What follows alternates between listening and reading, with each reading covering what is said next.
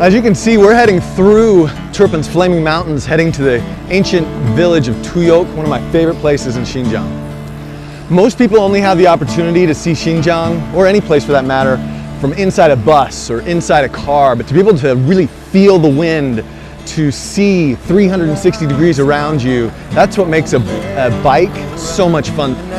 Xinjiang impresses me because of its variety. It's got a variety of cultures and customs that continually keep me interested.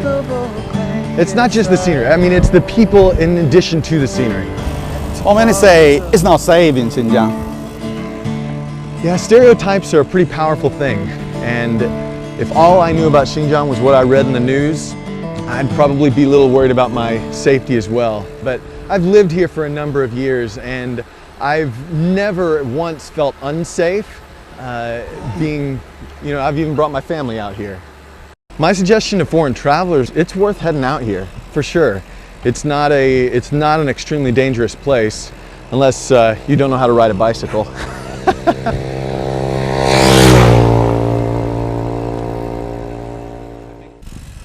I believe curiosity is a God-given gift. It's what causes us to ask why and to discover new things.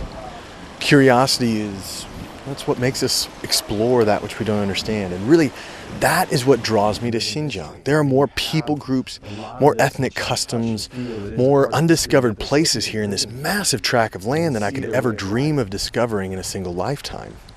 So from here you can actually see the mosque that's been sitting here for about a couple centuries. I mean, I've had my ups and downs here in Xinjiang, but there's no other place in the world that incites my curiosity like this place does. Yes, all of those adjectives, poor, rich, historical, modern, all of those apply to this region.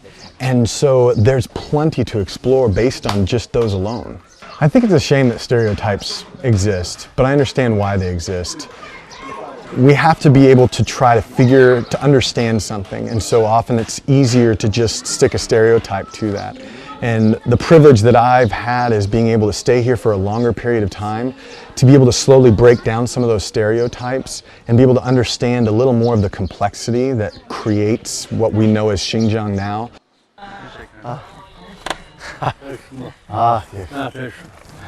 They put them in, it sounds like it's about 15 days.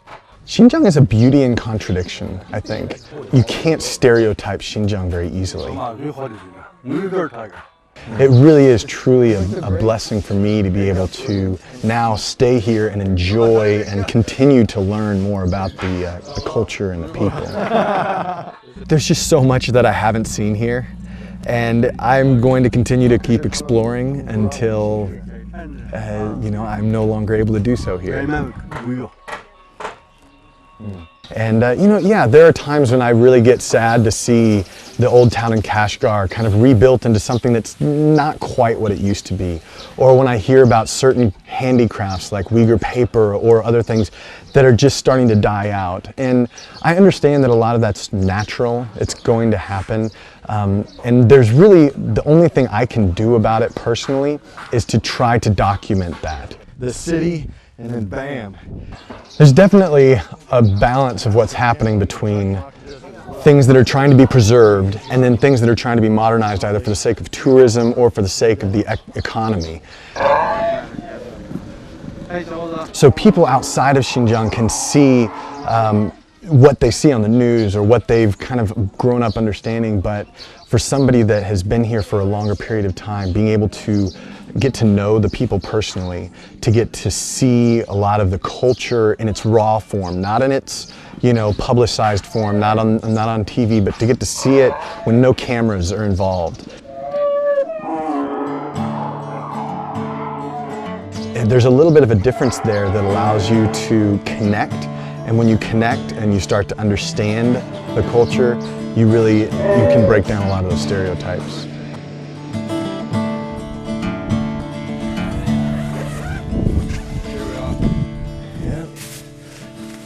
Here we are in our tent. In the beginning, blogging was an outlet for me. It was a creative outlet for me to take my writing and what I was experiencing and put pen to paper or take pictures to be able to show to people back at home. And really it's just something that it's therapeutic for me, I guess you'd say. I'm sure there are plenty of roadblocks yet to overcome for Xinjiang, but I am betting by setting up business, by bringing my family here, I am betting that there's a future here in Xinjiang, that there's growth, that there's going to be growth in the tourism industry, that there's going to be growth in the business industry, that overall Xinjiang will continue to grow, and I want to be here to see it.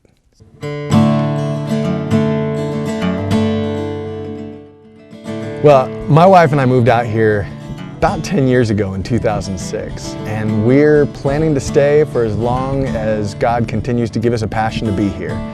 What I see is my role and the role of Far West China is to be able to provide a balance to the narrative. Pulling out to my mind, form a merry-go-round, and I question why this day can't be rewound. To be able to allow people like myself to fall in love with this region that they probably have never heard about. That tomorrow's a